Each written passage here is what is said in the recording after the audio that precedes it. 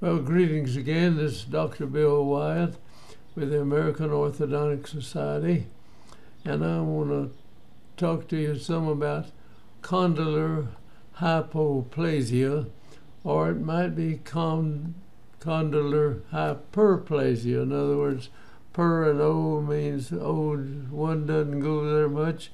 The per grows too far, and you might have somebody that one grows too far on one side and doesn't grow enough on the other, and you can have it both ways in there.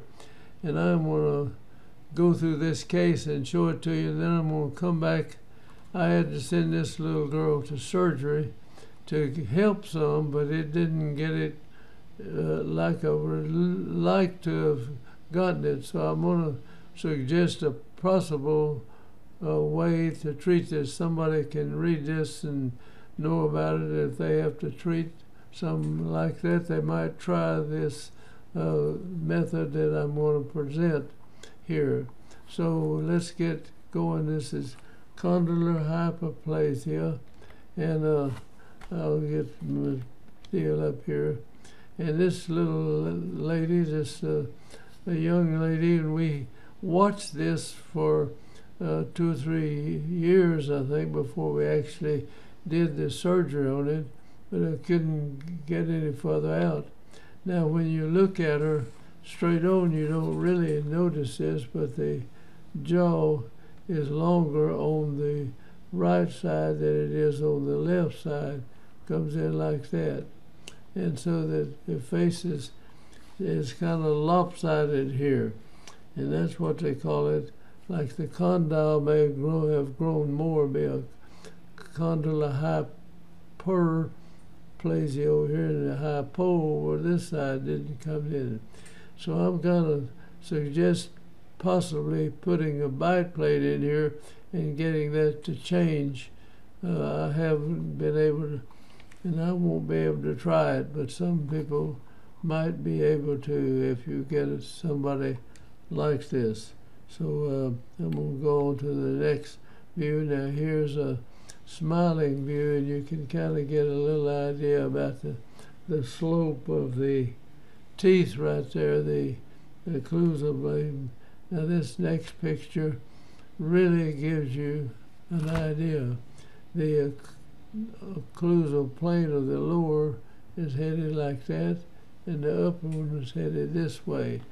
And you can see how this condyle could have grown more and didn't grow as much on this area over here. So let's see. Now here it is in the mouth. If you look straight at it, you don't see it too much.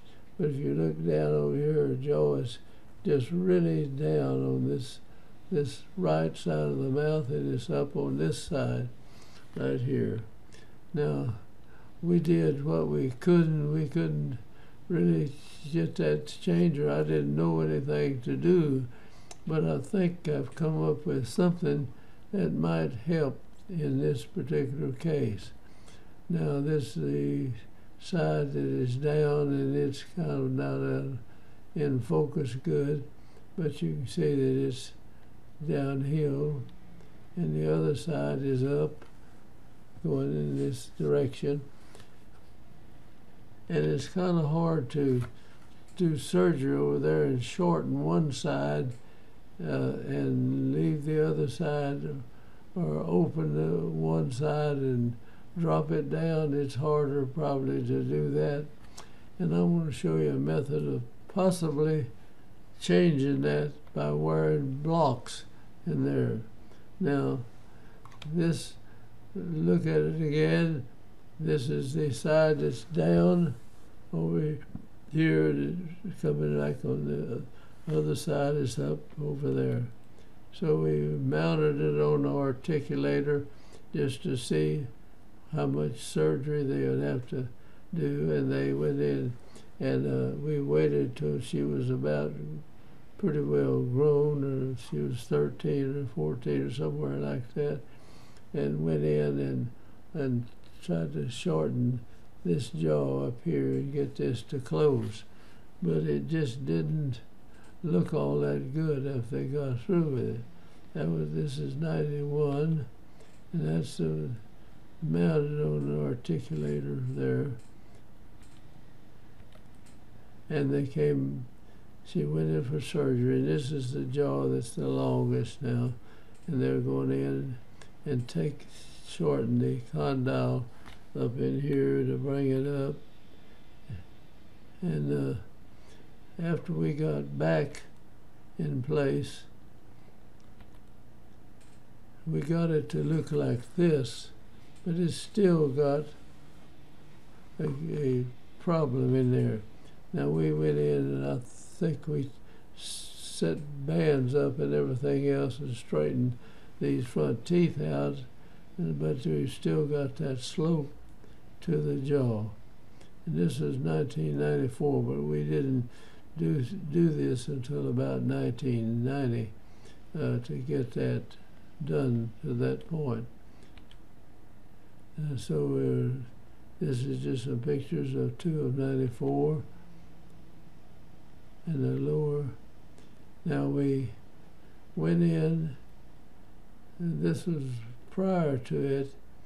This was in 91, I'm not sure, 4.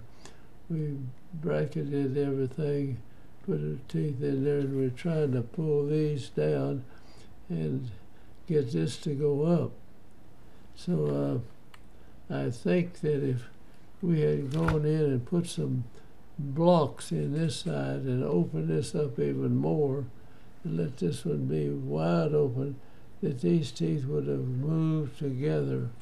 We've found that will happen in cases, so I'm going to show that case next. Now we got the teeth down part of the way,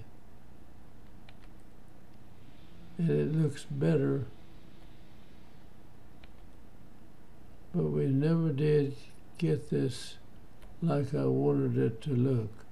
So this is 7 of 94.